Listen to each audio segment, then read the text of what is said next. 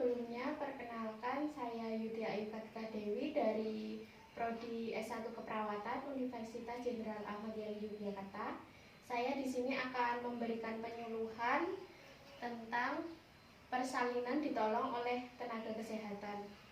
Sebelumnya ini brosurnya.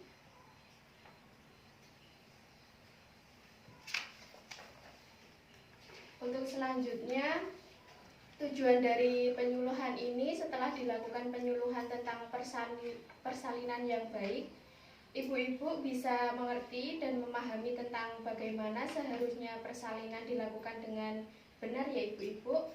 Kemudian tujuan selanjutnya memahami pengertian persalinan ditolong oleh tenaga kesehatan. Yang kedua, mengetahui persalinan normal. Yang ketiga, mengetahui persalinan abnormal. Yang keempat, mengetahui bahaya persalinan tanpa pertolongan dari tenaga kesehatan. Kemudian yang kelima, mengetahui komplikasi apa saja yang terjadi pada persalinan. Baik, untuk yang pertama kita pengertian persalinan ditolong oleh tenaga kesehatan, yaitu sebuah pertolongan persalinan secara aman dilakukan oleh tenaga kesehatan yang memiliki kemampuan. Kompetensi tenaga kesehatan tersebut terdiri dari dokter umum, dokter spesialis, bidan, serta perawat ya. Kemudian yang selanjutnya, persalinan normal. Apakah ada yang tahu persalinan normal itu yang seperti apa? Belum ya. Jadi pengertiannya itu tindakan untuk mengeluarkan janin yang sudah cukup usia kehamilannya. Kemudian berlangsung secara spontan tanpa intervensi alat. Persalinan dikatakan normal jika janin cukup bulan atau sudah cukup waktunya untuk dilahirkan ya. Kemudian untuk persalinan normal ini bertujuan agar persalinan dapat berjalan secara aman ya, sehingga tidak ada kematian maupun kecacatan pada ibu maupun bayinya tersebut. Kemudian untuk selanjutnya, persalinan abnormal. Sebelumnya apakah ada yang tahu persalinan abnormal? Persalinan abnormal yaitu persalinan yang tidak dapat berjalan secara normal ataupun spontan, yang tidak berjalan sendiri atau karena terdapat indikasi adanya penyulitan, yaitu dari ibu ataupun anaknya ada masalah ya.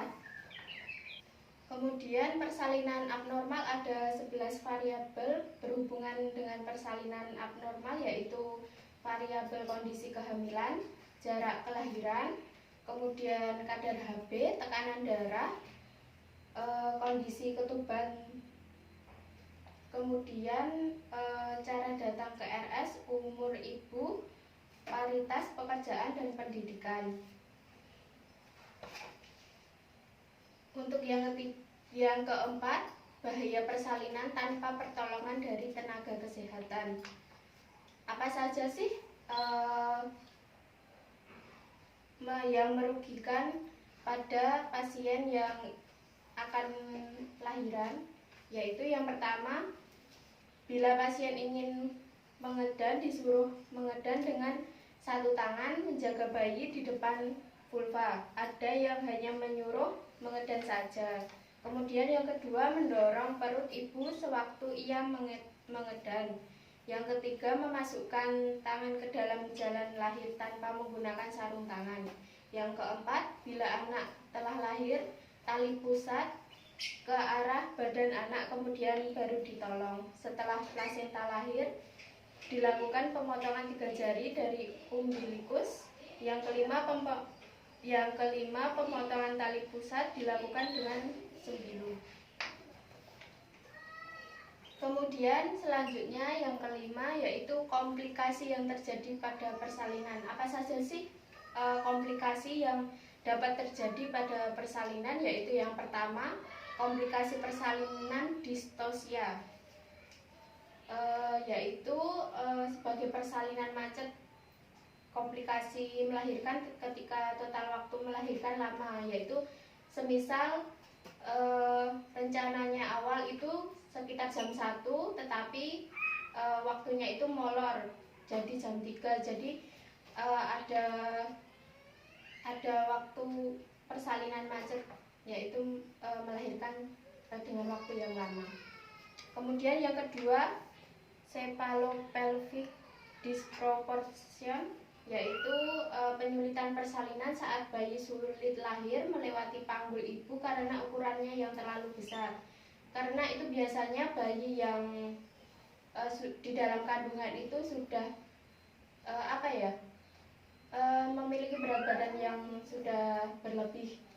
Kemudian yang ketiga, prolaps tali pusat, yaitu selama dalam kandungan tali pusat merupakan tumpuan hidup bayi, yaitu tali pusat itu yang mengalirkan oksigen, nutrisi dari ibu ke bayi tersebut. Kemudian yang keempat, komplikasi persalinan janin terlihat tali pusat, yaitu dalam kandungan tidak selalu diam dan tenang. Kadang kala bayi bisa bergerak dan bergantian posisi sehingga membuat tubuhnya terlilit tali pusat sendiri. Itu nanti bisa berakibat pada janin yang ingin keluar itu sulit karena terlilit tali pusat. Kemudian yang kelima, emboli air ketuban, yaitu kondisi ketika sel janin, air ketuban, dan lainnya masuk ke dalam aliran darah ibu melalui plasenta. Ini bisa menjadi penghalang karena mengalami kerusakan akibat plasenta tersebut. Kemudian yang keenam, komplikasi persalinan asfiksia perinatal, yaitu komplikasi persalinan ketika bayi tidak mendapatkan cukup oksigen di dalam kandungan selama proses melahirkan berlangsung maupun setelahnya. Yang ketujuh, yaitu gawat janin atau fetal distress, yaitu kondisi saat pasokan oksigen bayi tidak terpenuhi atau selama persalinan tidak tercukupi oksigen tersebut. Kemudian yang ke-8, rahim robek atau ruptur uteri, yaitu persalinan kemungkinan bisa terjadi bila ibu sebelumnya pernah melakukan operasi sesar. Jadi jika persalinan pada awal itu sudah sesar, persalinan yang kedua itu bisa menyebabkan rahim robek atau ruptur uteri tersebut. Yang ke-9, sindrom aspirasi mekonium, yaitu masalah yang terjadi saat bayi minum air ketuban yang bercampur mekonium sebelum, saat, atau setelah kelahiran.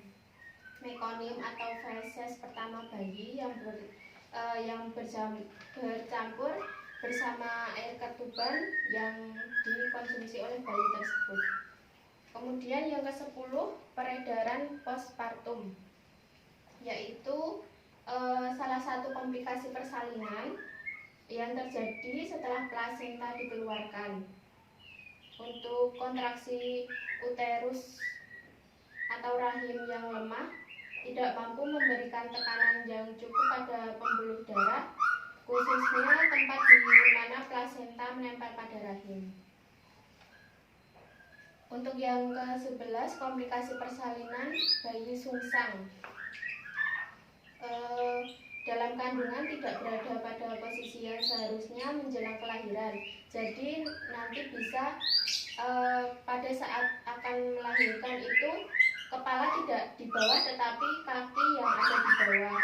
Jadi ibu yang akan melahirkan itu akan memberikan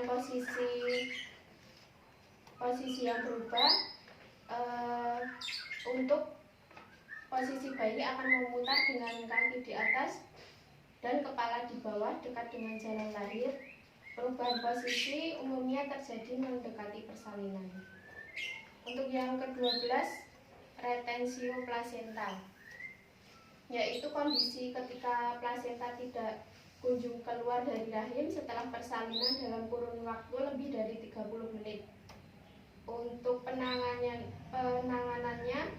dilakukan dengan memberikan suntikan untuk merangsang rahim berkontraksi. Itu biasanya terjadi jika persalinan yang cukup memakan waktu yang lama.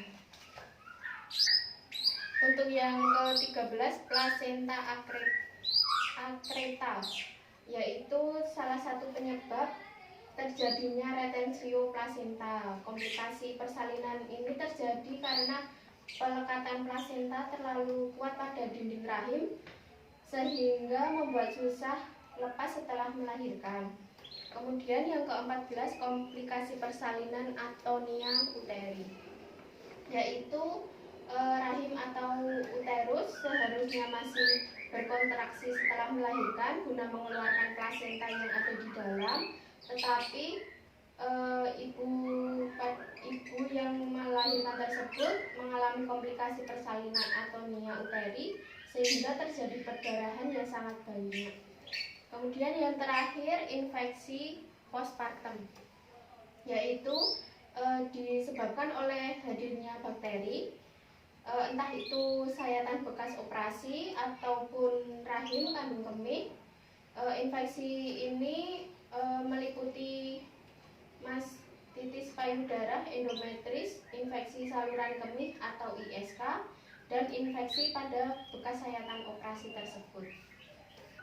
Untuk yang selanjutnya saya akan menampilkan video bagaimana persalinan yang normal itu ya.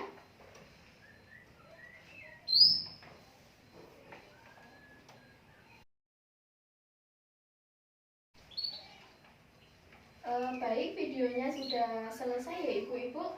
Bagaimana videonya, apakah cukup jelas? Sangat jelas. Baik, sebelumnya apakah ada pertanyaan dari ibu-ibu? Belum. Belum ya.